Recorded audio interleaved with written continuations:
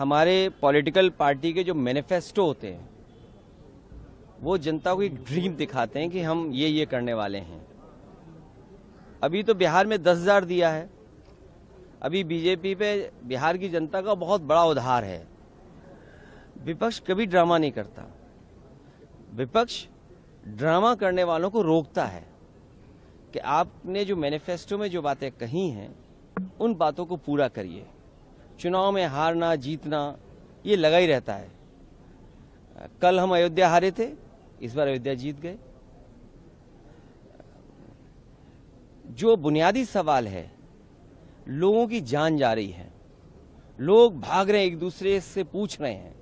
जो आपने बीएलओ बनाए हैं उनको कोई ट्रेनिंग नहीं दी आपने ट्रेनिंग के बिना आप बोर्ड बनवाना चाहते हैं।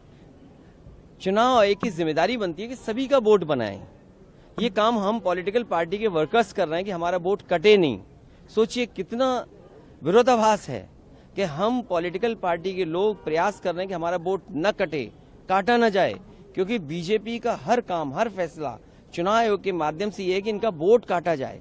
हम अपना बोर्ड बचाने के लिए लड़ाई लड़ रहे हैं। ये रिवीजन किस बात के लिए हो रहा है? रिवीजन इसलिए हो रहा है कि बीजेपी कैसे मदद की जाए, क्योंकि जो लोग हार गए चुनाव में वो रास्ता ढूंढ रहे हैं कि चुनाव को कैसे जीता जाए। इनके पास रिसोर्सेज हैं और रिसोर्सेज इतनी हैं कि इन्होंने बड़ी बड़ी आईटी कंपनी हायर की हुई हैं। इनकी बड़ी आईटी कंपनी इनको मदद कर रहे हैं इनके बोर्ड बनवाने में, इनके वोट किसके काटने, किस बूथ पे काटने। मैं आपसे फिर कहता हूं, बिहार की बात भूल जाइए, बिहार अलग चुनाव था। यूपी में जो दिखाई दे रहा है या वेस्ट बंगाल में जो दिखाई दे रहा है वो यही दिखाई दे रहा है कि बीजेपी की रणनीति है कि जिन बूथों पर विपक्ष जीता है उन बूथों पर सबसे ज्यादा वोट काटा जाए। अखिलेश जी, जो